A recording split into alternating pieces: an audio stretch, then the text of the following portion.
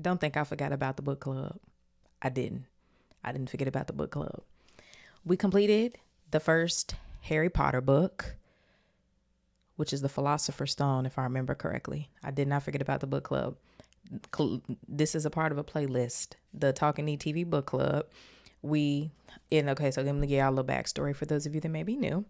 We have new people here. Walking Dead is my favorite show of all time. And before the show ended, I started reading the comics and I did it live here on YouTube. So if you go through click on my YouTube playlist, I literally made a playlist.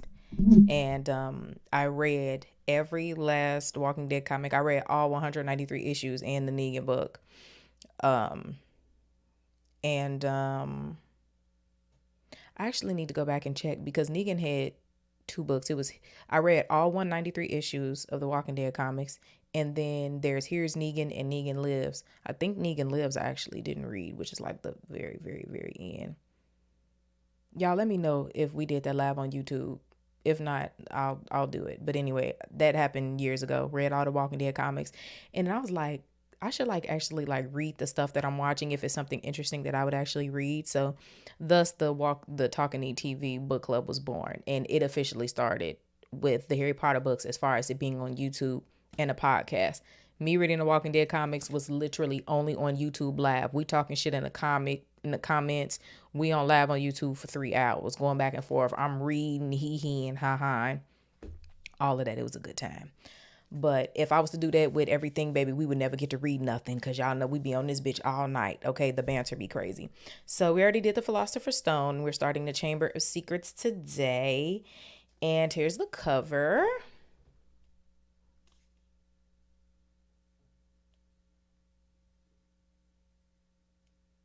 By Miss Rowling, obviously. One of the most famous authors ever. Oh, that's Ron and Hermione. That's cute. I haven't even literally looked at the book. Like, these are genuine reactions. I see a black cat. I see Ron. I see Hermione. Oh, that's continuing this front picture. Yeah, and obviously this is Harry. I'm assuming this is Dumbledore's Phoenix, but let me just read the back. Sequel to the #1 New York Times bestseller, Harry Potter and the Sorcerer's Stone. You don't have to be a wizard or a kid to appreciate the spell cast by Harry Potter. USA Today. A charming, imaginative, magical confection of a novel. Boston Globe. Harry is destined for greatness. The New York Times. So let's just get into it. Ooh.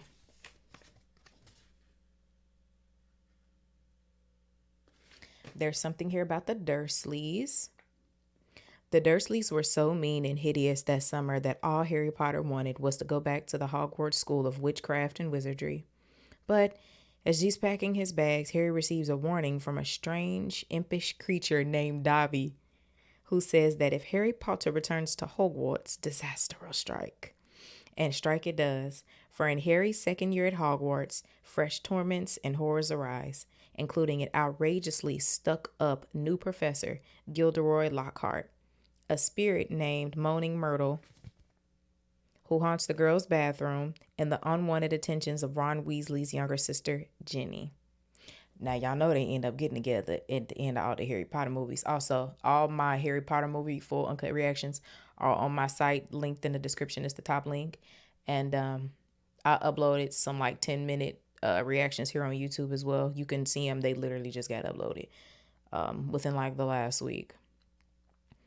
But each of these seem minor annoyances when the real trouble begins, and someone or something starts turning Hogwarts students to stone.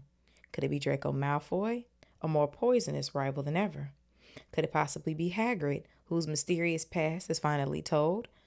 Or it be one of the everyone at Hogwarts must suspect, Harry Potter himself?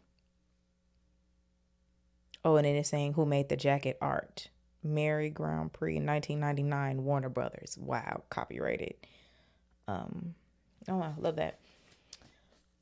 I love this. Y'all, I can't wait to get a real nice setup for the book club. I want to get proper big bookshelves to put all my books, make a cozy book nook with a nice lounge chair with a little lamp side table.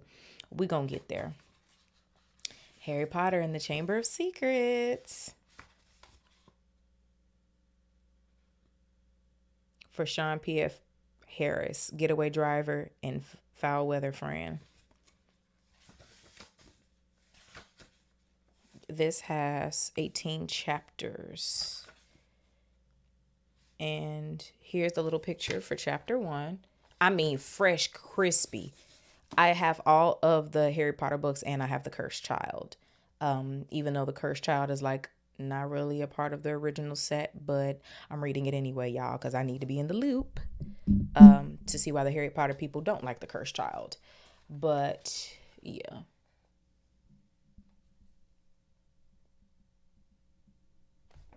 So yeah, that's what Harry is looking like. All right, y'all, let's start. Harry Potter and the Chamber of Secrets, Chapter 1, The Worst Birthday. Okay, I'm trying to figure out how I want to get set up. Also, you can listen to the podcast, like the Talking ETV podcast and the other form of the podcast, which is the book club, on Apple, Spotify, all that. The link is always in the description, by the way. So yeah. I'm trying to figure out how I want to. Okay. Not for the first time, an argument had broken out over breakfast at number 4 Privet Drive. Mr. Vernon Dursley had been woken in the early hours of the morning by a loud hooting noise from his nephew Harry's room. Y'all already know who that is. Y'all know that's Hedwig. She probably want to get fuck up out that cage.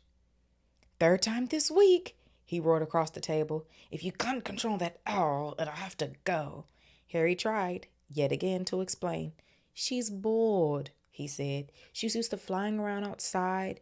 If I could just let her out at night. Do I look stupid? Snarled Uncle Vernon, a bit of fried egg dangling from his bushy mustache. I know what'll happen if I let that owl out. He exchanged dark looks with his wife, Petunia. Harry tried to argue back, but his words were drowned out by a long, loud belch from Dursley's son, Dudley. I want more bacon.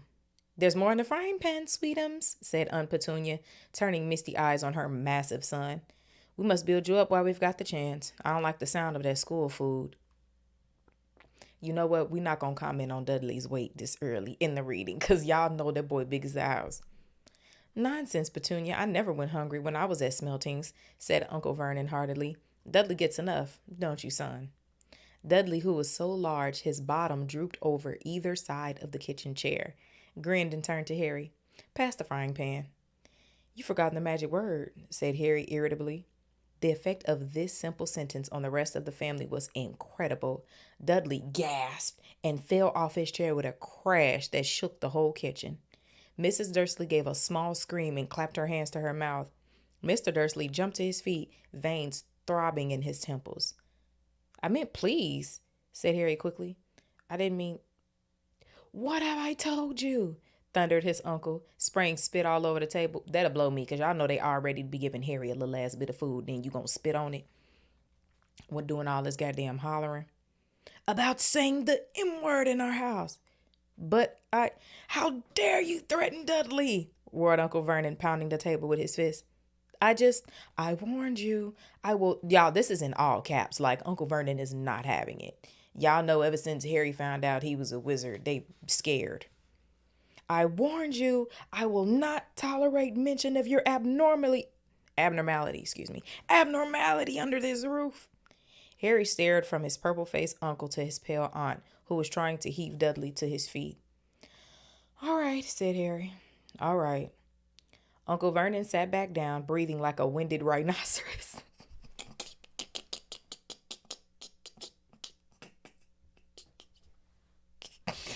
Y'all not finna sit here and tell me that ain't funny. A winded rhinoceros is crazy. Uncle Uncle Vernon sat back down. But these is like reactions, by the way. Y'all like this is the book club. This ain't for me to read you the book. If you want to read the book in peace, go back. Uncle Vernon sat back down, breathing like a winded rhinoceros and watching Harry closely out of the corners of his small, sharp eyes. Ever since Harry had come home from the summer holidays, Uncle Vernon had been treating him like a bomb that might go off at any moment, because Harry Potter wasn't a normal boy.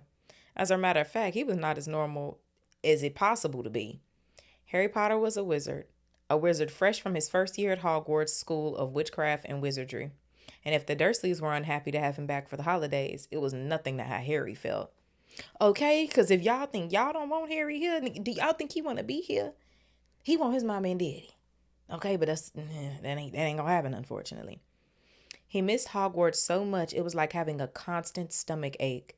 He missed the castle with its secret passageways and ghosts, his classes, though perhaps not Snape, the potions master, the mail arriving by owl, eating banquets in the Great Hall, sleeping in his four-poster bed in the Tower dormitory, visiting the gamekeeper Hagrid in his cabin next to the Forbidden Forest, in the grounds, and especially Quidditch, the most popular sport in Wizarding World, six tall gold poles, four flying balls, and 14 players on broomsticks. All Harry's spell books, his wand, robes, cauldron, and top of the line Nimbus 2000 broomstick had been locked in a cupboard under the stairs by Uncle Vernon the instant Harry had come home. Not that it made Harry lifelong bedroom a place to hide his shit so he couldn't see it. What did the Dursleys care if Harry lost his place on the house Quidditch team because he hadn't practiced all summer? What was it to the Dursleys if Harry went back to school without any of his homework done? Damn, they get summer work? I mean, that do make sense, though. You're a wizard. It's a life practice, honestly. The Dursleys were what wizards call muggles, not a drop of magical blood in their veins. And as far as they were concerned, having a wizard in the family was a matter of deepest shame. Uncle Vernon had even padlocked Harry's owl, Hedwig, inside her cage to stop her from carrying messages to anyone in the wizarding world. So how are they cleaning up all of her bird shit, is what I want to know. Harry looked nothing like the rest of the family. Uncle Vernon was large and necklace, with an enormous black mustache. Aunt Petunia was horse-faced and bony. Dudley was blonde, pink, and porky. Harry, on the other hand, was small and skinny, with brilliant green eyes and jet black hair that was always untidy.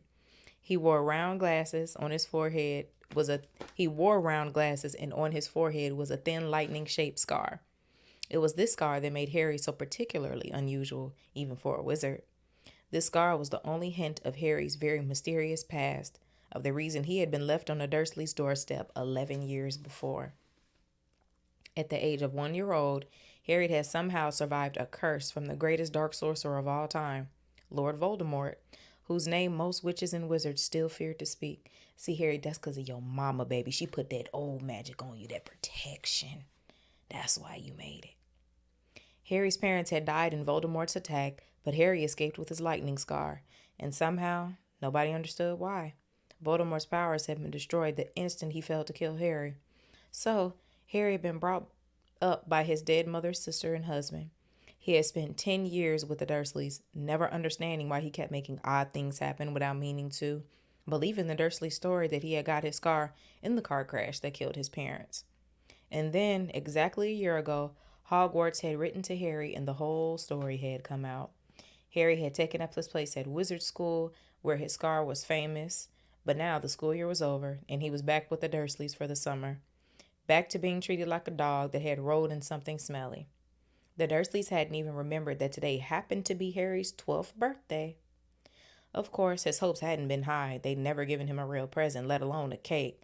But to ignore it completely? At the moment, Uncle Vernon cleared his throat importantly and said, "Now, as we all know, today is a very important day." Harry looked up, hardly daring to believe it. "This could well be the day I make the biggest deal of my career," said Uncle Vernon. Harry went back to his toast. Of course, he thought bitterly. Uncle Vernon was talking about the stupid dinner party he'd been thinking of nothing else for 2 weeks. Some rich builder and his wife were coming to dinner, and Uncle Vernon was hoping to get a huge order from him. His company made drills. "I think we will run through the schedule one more time," said Uncle Vernon. "We should all be in position at 8 o'clock. Petunia, you will be in the lounge," said Aunt Petunia promptly, waiting to welcome them graciously into our home. "Good, good. And Dudley? I'll be waiting to open the door." Dudley put on a foul, simpering smile. "May I take your coats, Mr. and Mrs. Mason?" "They'll love him," cried Aunt Petunia rapturously. "Excellent, Dudley," said Uncle Vernon. Then he rounded to Harry. "And you?" I'll be in my bedroom making no noise and pretending I'm not there, said Harry tonelessly. Exactly, said Uncle Vernon nastily. I would lead them into the lounge, introduce you, Petunia, pour them drinks. 8:15, I'll announce dinner, said Petunia, and Dudley, you'll say, may I take you through to the dining room, Mrs. Mason? Said Dudley, offering his fat arm to an invisible woman. My perfect little gentleman, sniffed Aunt Petunia. And you, said Uncle Vernon viciously to Harry. I'll be in my room, making no noise and pretending I'm not there, said Harry dully. Precisely. Now, should we aim to get in a few compliments at dinner, Petunia? Any ideas? Vernon tells me you're a wonderful golfer, Mr. Mason. Do tell me where you bought your dress, Mrs. Mason. Perfect. Dudley, how about we had to write an essay about our hero at school, Mr. Mason, and I wrote about you. That was too much for both Aunt Petunia and Harry. Aunt Petunia burst into tears and hugged her son, while Harry ducked under the table so they wouldn't see him laughing. And you, boy? Harry fought to keep his face straight as he emerged. I'll be in my room, making no noise and pretending I'm not there, he said. Too right you will, said Uncle Vernon forcefully. The Masons don't know anything about you, and it's going to stay that way. When dinner's over, you take Mrs. Mason back to the lounge for coffee, Petunia, and I'll bring the subject around to drills. With any luck, we'll have the big deal signed and sealed before the news at 10. We'll be shopping for a vacation home in Majorca this time tomorrow. Hold on, y'all. My foot going to sleep. I don't know why I got my damn legs crossed in this seat. No. Ooh. Harry couldn't feel too excited about this. He didn't think the Dursleys would like him any better in Majorca than they did on Privet Drive. Right. I'm off to town to pick up the dinner jackets for Dudley and me. And you? He snarled at Harry. You stay out of your aunt's way while she's cleaning. Harry left through the back door. It was a brilliant sunny day. He crossed the lawn, slumped down on the garden bench, and sang under his breath, Happy birthday to me, happy birthday to me. No cards, no presents, and he would be spending the evening pretending not to exist. He gazed miserably into the hedge. He had never felt so lonely. More than anything else at Hogwarts, more even than playing Quidditch, Harry missed his best friends, Ron Weasley and Hermione Granger. They, however, didn't seem to be missing him at all. Neither of them had written to him all summer, even though Ron said he was going to ask Harry to come and stay. Countless times, Harry had been on the point of unlocking Hedwig's cage by magic to sending her to Ron and Hermione with a letter, but it wasn't worth the risk. Underage wizards weren't allowed to use magic outside of school. Harry hadn't told the Dursleys this. He knew it was their only terror, that he might turn them all into dung beetles that stopped them from locking him under the cupboard and stairs with his wand and broomstick. For the first couple of weeks back, Harry had enjoyed muttering nonsense words under his breath, watching Dudley tearing out of the room as fast as his fat legs would carry him. But the long silence from Ron and Hermione had made Harry feel so cut off from the magical world that even taunting Dudley had lost its appeal. And now Ron and Hermione had forgotten his birthday. What wouldn't he give for a message from Hogwarts? From any witch or wizard. He'd mostly be glad of the sight of his arch enemy Draco Malfoy, just to be sure it hadn't all been a dream. Not that this whole year at Hogwarts had been fun. At the very end of last term, Harry had come face to face with none other than Lord Voldemort himself. Voldemort might be a ruin of his former self, but he was still terrifying, still cunning, and still determined to regain power. Harry had slipped through Voldemort's clutches for a second time, but it had been a narrow escape, and even now, weeks later, Harry kept walking in the night, drenched in cold sweat, wondering where Voldemort was now, remembering his livid face, his wide, mad eyes. Harry suddenly sat bolt upright on the garden bench. He had been staring absent-mindedly into the hedge, and at the hedge was staring back. Two enormous green eyes. They had appeared among the leaves. Harry jumped to his feet as a jeering voice floated across the lawn. I know what day it is, sang Dudley, waddling toward him. The huge eyes blinked and vanished. What? Said Harry, not taking his eyes off of the spot where he had been. I know what day it is, Dudley repeated, coming right up to him. Well done, said Harry. So, you finally learned the days of the week. Today's your birthday, sneered Dudley. How come you haven't got any cards? Haven't you got any friends at that freak place? Better not let your mum hear you talking about my school, said Harry coolly. Dudley hitched up his trousers, which were slipping down his fat bottom. Why are you staring at the hedge? He said suspiciously. I'm trying to decide what would be the best spell to set it on fire, said Harry. Dudley stumbled backward at once, a look of panic on his fat face. You can't.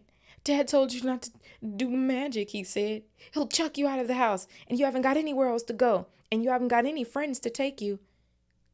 Jiggery pokery, said Harry in a fierce voice. Hocus pocus squiggly wiggly. Mom! Howled Dudley, tripping over his feet as he dashed back towards the house. Mom! He's doing you know what? Harry paid dearly for this moment of fun, as neither Dudley nor the hedge was in any way hurt. Aunt Petunia knew he hadn't really done magic, but he still had no duck. He still had to duck as she aimed a heavy blow at his head with a soapy frying pan. Then she gave him work to do, with the promise he couldn't eat again until he'd finished. First of all, she could have split that boy wig throwing a soapy frying pan. Crazy. And they be killing me, always threatening him with food like they son is not morbidly obese. That is crazy. Everybody in that house be except for the wife and Harry. While Dudley lolled around watching and eating ice cream. I mean, this is why they literally drag, not even they, this is why J.K. Rowling drags Dudley in every description in describing what Dudley looked like. While Dudley lolled around watching and eating ice cream, Harry cleaned the windows, washed the car, mowed the lawn, trimmed the flower beds, pruned and watered the roses, and repainted the garden bench. The sun blazed overhead, burning the back of his neck. Harry knew he shouldn't have risen to Dudley's bait, but Dudley had said the very thing that Harry had been thinking himself. Maybe he didn't have any friends at Hogwarts. Wish they could see how famous Harry Potter is now, he thought savagely as he spread manure on the flower beds, his back aching, sweat running down his face. I mean, can we get some child labor laws into play? Because they've been wearing Harry the fuck out. Okay? Harry probably been cleaning up in that house ever since he could walk. I know Dudley don't even know what chores are, okay? It was 7:30 in the evening when at last, exhausted, he heard Aunt Petunia calling him. Get in here and walk on the newspaper. Harry moved gladly into the shade of the gleaming kitchen. On top of the fridge stood tonight's pudding, a huge mound of whipped cream and sugared violets, a loin of Ooh, I'm saying this like I eat pork. I don't eat meat at all. A loin of roast pork was sizzling in the oven. But let me tell you something, baby. Harry been outside working all day, ain't ate since breakfast. You know that sound good.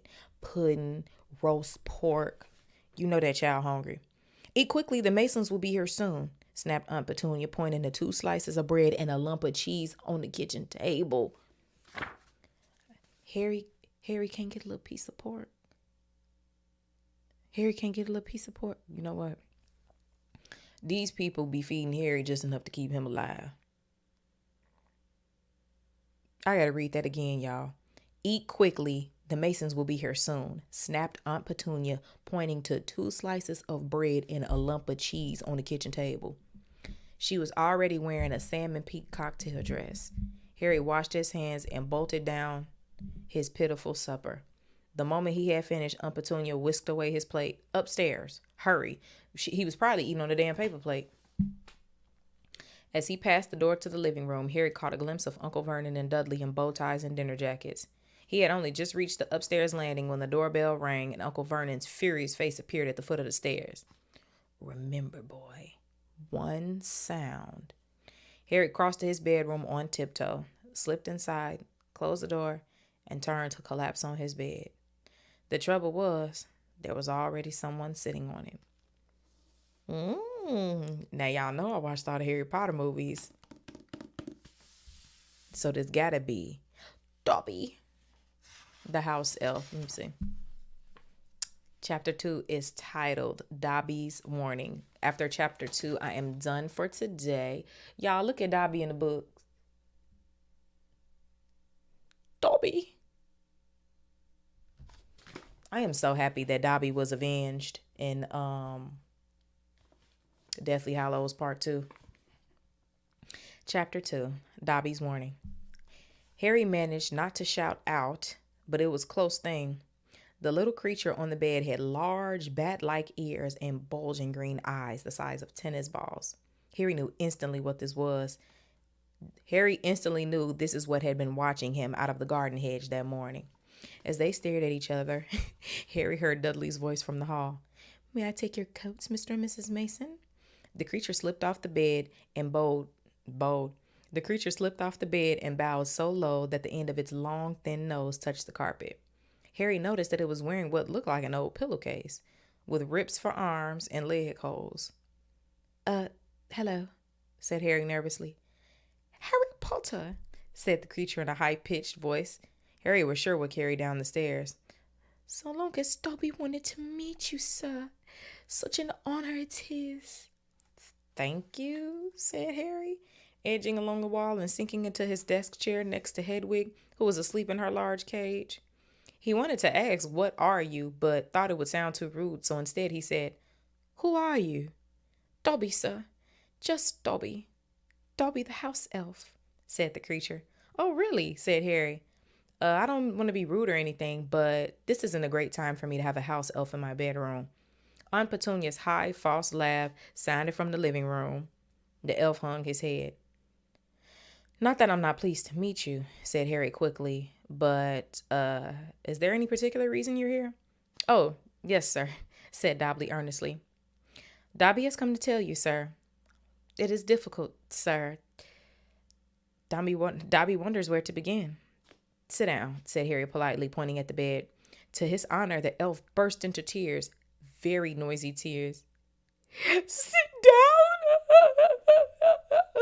he wailed. Never, never, ever. Harry thought he heard the voices downstairs falter. I'm sorry, he whispered. I didn't mean to offend you or anything. Offend Dobby? Choked the elf. Dobby has never been asked to sit down by a wizard like an equal. Harry, trying to say shh and look comforting at the same time, ushered Dobby back onto the bed where he sat coughing. I have never heard that, but I'm finna start saying it, like hiccup and coughing at the same time. It literally says coughing. Looking like a large, very ugly doll. At last, he managed to control himself and sat with his great eyes fixed on Harry in the expression of watery adoration.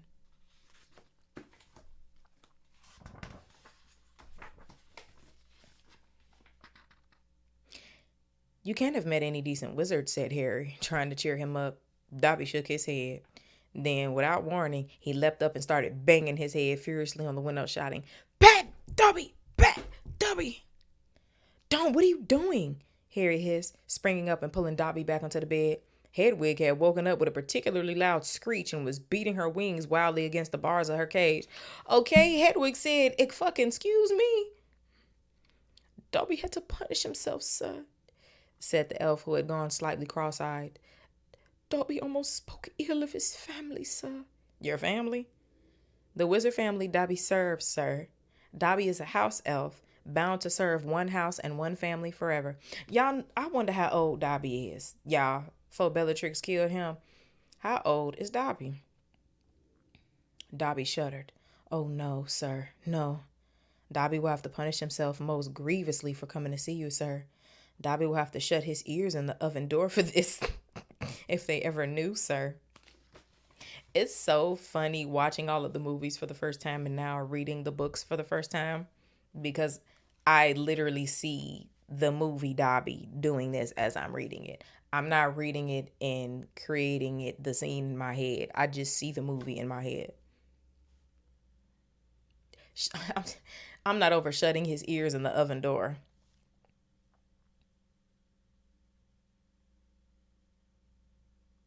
But won't they notice if you shut your ears in the oven door?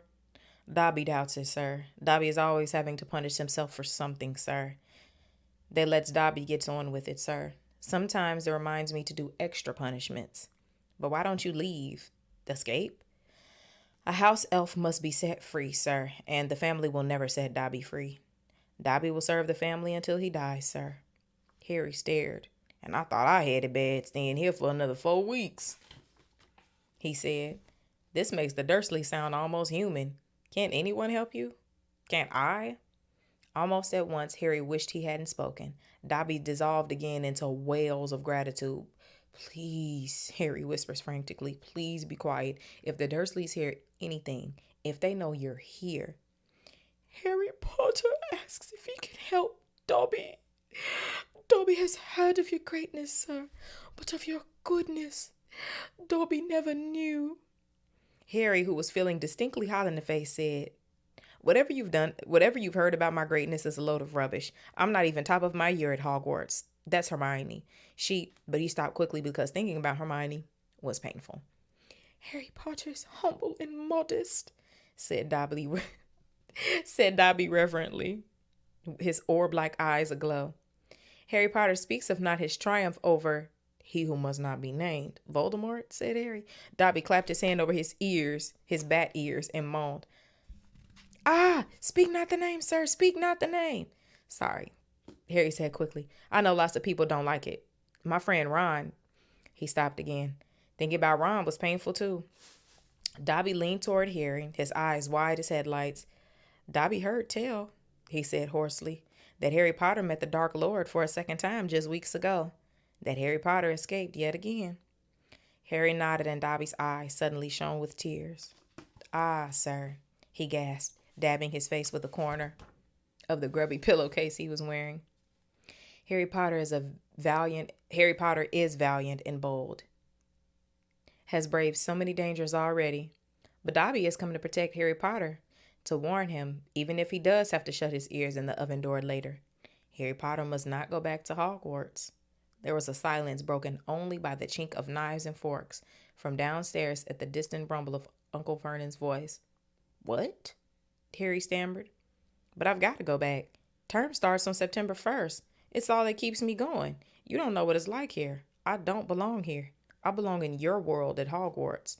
No, no, no, squeaked Dobby, shaking his head so hard his ears flapped. Harry Potter must stay where he is safe. He is too great, too good to lose. If Harry goes back to Hogwarts, he will be in mortal danger. Why? Said Harry in surprise. There's a plot, Harry Potter. A plot to make the most terrible things happen at Hogwarts School of Witchcraft and Wizardry this year, whispered Dobby, suddenly trembling all over. Dobby has known it for months, sir. Harry Potter must not put himself in peril. He's too important, sir. What terrible things? Said Harry at once. Who's plotting them? Dobby made a funny choking noise and then banged his head frantically against the wall. All right, cried Harry, grabbing the elf's arms to stop him. You can't tell me. I understand. But why are you warning me? A sudden unpleasant thought struck him. Hang on. This hasn't got anything to do with... I'm sorry. You know who, has it? You could just shake or nod, he added hastily, as Dobby's head tilted worryingly close to the wall again. Slowly, Dobby shook his head. Not he who must not be named, sir. But Dobby's eyes were wide and he seemed not to be trying to give Harry a hint. Harry, however, was completely lost. He hasn't got a brother, has he?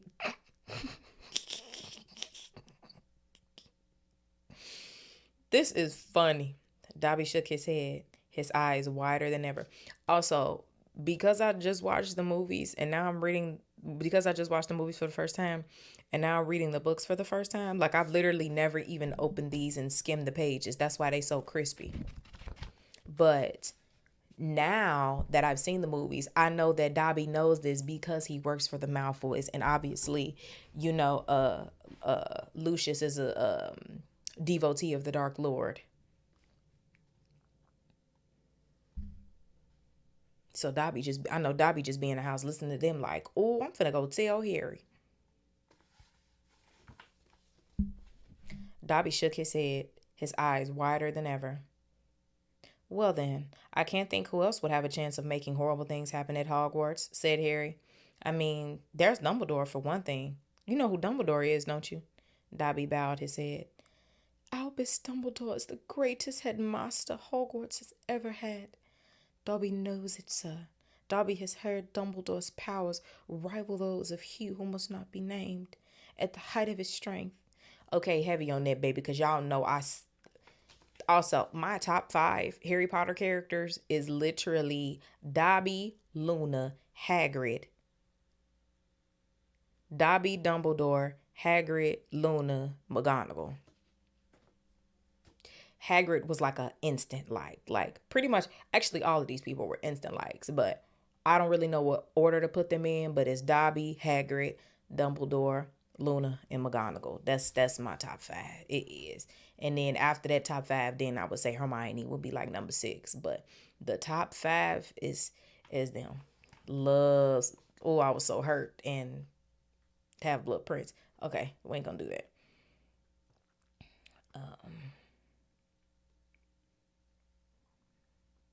But sir, Dobby's voice dropped to an urgent whisper. There are powers Dumbledore doesn't. Powers no decent wizard. And before Harry could stop him, Dobby bounded off the bed, seized Harry's desk lamp, and started beating himself around the head with ear-splitting yelps. See, this one, Dobby really do just be beating the shit out of himself. A sudden silence fell downstairs. 2 seconds later, Harry's heart started thudding madly. 2 seconds later, heart thudding madly.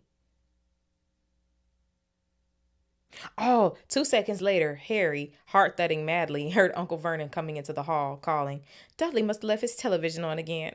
The little tyke. Quick, in the closet, hissed Harry, stuffing Dobby in, shutting the door and flinging himself onto the bed just as the door handle turned. What the devil are you doing? Said Uncle Vernon through gritted teeth, his face horribly close to Harry's. You just ruined the punchline of my Japanese golfer joke. One more sound and you'll wish you'd never been born, boy. He stomped flat-footed from the room. Shaking, Harry led Dobby out of the closet. See what it's like here, he said. See, that's why I gotta go back to Hogwarts. It's the only place I've got, well, I think I got friends. Friends who don't even write to Harry Potter, said Dobby slyly. I expect they've just been... Wait a minute, said Harry frowning. How you know my friends ain't been writing to me? Dobby shuffled his feet. Harry Potter mustn't be angry with Dobby. Dobby did it for the best. Have you been stopping my letters? Dobby has them here, sir, said the elf. Stepping nimbly out of Harry's reach, he pulled out a thick wad of envelopes. He pulled that shit out like a bankroll. Thick wad of envelopes from the inside of the pillowcase he was wearing. Harry could make out Hermione's neat writing, Ron's untidy scrawl, and even a scribble that looked like as though it was from the Hogwarts gamekeeper Hagrid. Dobby blinked anxiously up at Harry. Harry Potter mustn't be angry. Dobby hoped if Harry Potter thought his friends had forgotten him, Harry Potter might not want to go back to school, sir. Harry wasn't listening. He made a grab for the letters, but Dobby jumped out of reach. Harry Potter will have them, sir, if he gives Dobby his word that he will not return to Hogwarts. Ah, sir, this is a danger you must not face. Say you won't go back, sir. No, said Harry angrily. Give me my friend's letters. Then Harry Potter leaves Dobby no choice, the elf said sadly. Before Harry could move, Dobby had darted to the bedroom door, pulled it open, and sprinted down the stairs. Baby, this one got good. Okay. Mouth dry, stomach lurching, Harry sprang after him, trying not to make a sound. He jumped the last 6 steps, landing cat-like on the hall carpet. Looking around for Dobby from the dining room, he heard Uncle Vernon saying, Tell Petunia that very funny story about those American plumbers, Mr. Mason. She's been dying to hear. Harry ran up the hall into the kitchen and felt his stomach disappear. Aunt Petunia's masterpiece of a pudding, the mountain of ice cream and sugared violets, was floating up near the ceiling. On top of a cupboard in the corner crouched Dobby. No, croaked Harry. Please, they'll kill me. Harry Potter mustn't say he's going back to school. Dobby, please. Say it, sir. I can't. Dobby gave him a tragic look. Then Dobby must do it, sir, for Harry Potter's own good. The pudding fell to the floor with a heart-stopping crash. Cream splattered to the window, to the walls. I had to. There was no way I could read this and not do that. Cream splattered the windows and walls as the dish shattered. With a crack like a whip, Dobby vanished. There were screams for the dining room. First of all, what Harry should have did was just ran all the way back up to his room and locked the door and bend under his blanket sleep because Uncle Vernon wouldn't have saw you. There were screams from the dining room, and Uncle Vernon burst into the kitchen to find Harry, rigid with shock, covered from head to foot in Aunt Petunia's pudding. At first, it looked as though Uncle Vernon would manage to gloss the whole thing over. Just our nephew, very disturbed. Meeting strangers upsets him, so we keep him upstairs. He shooed the shocked Masons back into the dining room, promised Harry he would lay him to within a lynch of his. It's not funny. He shooed the Masons back into the dining room, promised Harry he would flay him to within an inch of his life when the Masons had left, and handed him a mop. Aunt Petunia dug some ice cream out of the freezer, and Harry, still shaking, started scrubbing the kitchen clean. Uncle Vernon might still have been able to make his deal if it hadn't been for the owl. If it hadn't been for the owl? Hold on, let me read the rest of this.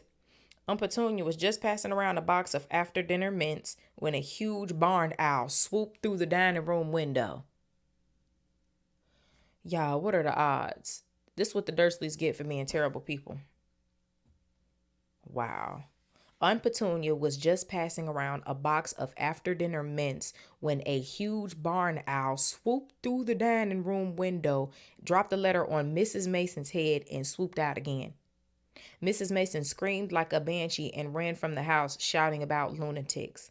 First of all, my thing is if an owl flew into the house, I wouldn't think that it got anything to do with the people that live there. Like you just saw a bird fly in the house. Now the cake thing, it's like y'all in here fucking up. But the owl thing, nah, she should have let that slide. But fuck the Dursleys. I didn't want them to get that deal anyway. Mr. Mason stayed just long enough to tell the Dursleys and his wife he was mortally afraid of birds of all shapes and sizes, and to ask whether this was their idea of a joke. He's terrified of birds, and it happened. Oh my God. Harry stood in the kitchen, clutching the mop for support as Uncle Vernon advanced on him, a demonic glint in his tiny eyes. "Read it," he hissed evilly, brandishing. I've never heard that word before. Brandishing the letter the owl had delivered. "Go on, read it." Harry took it. It did not contain birthday greetings. "Dear Mr. Potter, we have received intelligence that a hover charm was used at your place of residence this evening at 12 minutes past 9. That was Dobby. That was not me. As you know, it's a motherfucking spider crawling down this wall. Y'all can't see it. It's a little itty bitty spider right here. Oh, y'all see that spider? That's crazy. Dobby got him in trouble. Dear Mr. Potter, we have received intelligence that a hover charm was used at your place of residence this evening at 12 minutes past 9. As you know, underage wizards are not permitted to perform spells outside school, and further spell work on your part may lead to expulsion from said school. Decree for the reasonable restriction of underage sorcery, 1875, paragraph C. We would ask you to remember that any magical activity that risks notice by members of the non-magical community, muggles, is a serious offense under Section 13 of the International Confederation of Warlocks Statute of Secrecy. Enjoy your holidays. Yours sincerely, Mafalda Hopkirk. Improper use of magic office, Ministry of Magic. Harry looked up from the letter and gulped. "You didn't tell us you weren't allowed to use magic outside of school," said Uncle Vernon, a mad gleam dancing in his eyes. "Forgot to mention it. Slipped your mind, I dare say." He was bearing down on Harry like a great bulldog, all his teeth bared. "Well, I've got news for you, boy. I'm locking you up. You're never going back to that school. Never. And if you try and magic yourself out, they'll expel you." And laughing like a maniac, he dragged Harry back upstairs. Uncle Vernon was bad as his word. The following morning, he paid a man to fit bars on Harry's window. He himself fitted a cat flap into the bedroom door so that small amounts of food could be pushed inside 3 times a day. They let Harry out to use the bathroom morning and evening. Otherwise, he was locked in his room around the clock. That is sick. Mental illness type sick. 3 days later, the Dursleys were showing no sign of relenting, and Harry couldn't see any way out of his situation. He lay on his bed watching the sun sinking behind the bars on the window and wondered miserably what was going to happen to him. What was the good of magicking himself out of this room if Hogwarts would expel him for doing it? Yet life at Privet Drive had reached an all-time low. Now that the Dursleys knew they weren't going to wake up his fruit bars, he had lost his only weapon. Dobby might have saved Harry from horrible happenings at Hogwarts, but the way things were going, he probably starved to death anyway. The cat flap rattled, and Aunt Petunia's hand appeared, pushing a bowl of canned soup into the room. Harry, whose insides were aching with hunger, jumped off his bed and seized it. The soup was stone cold, but he drank. This is so fucked up. I can't even read it. Jesus Christ. The soup was stone cold, but he drank half of it in one gulp. Then he crossed the room to Hedwig's cage and tipped the soggy vegetables at the bottom of the bowl in her empty food tray. She ruffled her feathers and gave him a look of deep disgust. "It's no good turning up your beak at it. That's all we've got," said Harry grimly. He put the empty bowl back on the floor next to the cat flap and lay back down on the bed, somehow even hungrier than he had been before the soup. Okay, because they just teasing you, giving you these little ass portions, while they son big as a goddamn house. Y'all, my eyelashes always want to come off. I don't know what they be doing. It's trying so hard to come off. Supposing he was still alive in another 4 weeks, what would happen if he didn't turn up at Hogwarts? Would someone be sent to see why he hadn't come back? Would they be able to make the Dursleys let him go? The room was growing dark. Exhausted, stomach rumbling, mind spinning over the same unanswerable questions, Harry fell into an uneasy sleep. He dreamed that he was on a show in a zoo with a card reading underage wizard attached to his cage. That's so sad. People goggled through the bars at him as he lay, starving and weak on a bed of straw. He saw Dobby's face in the crowd and shouted out asking for help, but Dobby called, "Harry Potter is safe there, sir," and vanished. Then the Dursleys appeared, and Dudley rattled the bars of the cage, laughing at him. "Stop it," Harry muttered as the rattling pounded in his sore head. Oh my God, this probably when Ron pulled up with the Weasley boys pulled up with the flying car. Okay. He opened his wait, hold on. "Stop it," Harry muttered as the rattling pounded in his sore head. "Leave me alone." "Cut it out. I'm trying to sleep." He opened his eyes. Moonlight was shining through the bars on the window, and someone was goggling through the bars at him. A freckle-faced, red-haired, long-nosed someone. Ron Weasley was outside Harry's window. And that is it, people. That was beautiful. That was lovely. That was glorious. We just read the first 2 chapters of Harry Potter and the Chamber of Secrets. Now, the way that I like to do this podcast, obviously it's already uploaded as a podcast before it goes up on YouTube. But when I premiere these on YouTube, I need to pick a certain day for I like to pick a certain day for the book club, because with the book club, I be live in the chat because I premiere these on YouTube and then we could talk in the chat. But let me know how y'all feel about that. And yeah, that was a really good chapter. I'm trying to see if I'm going to say anything else. I don't read and then talk after. I talk as I go. So obviously by the time I'm done with the chapter, I don't really be having anything else to say. But this is my first time recording a book club episode though, ever since I finished all the Harry Potter movies. And I'm going to, I think this is, I'm pretty sure. Prisoner of Azkaban, still my favorite Harry Potter movie. They snapped with that one. Goblet of Fire, that was a grand movie. Half-Blood Prince got on my nerves. It did. Half-Blood Prince. Let's see if I can name all the Harry Potter movies. Okay, what is it? It's Sorcerer's Stone, Chamber of Secrets, Prisoner of Azkaban, which is my favorite, Goblet of Fire, Order of the Phoenix. That's what it is. Order of the Phoenix, then Half-Blood Prince. Order of the Phoenix and Half-Blood Prince is at the bottom. And then Deathly Hallows Part 1 and Deathly Hallows Part 2. Deathly Hallows Part 2, they snapped when they did that. They snapped when they did that. But yeah, let me get off y'all internet.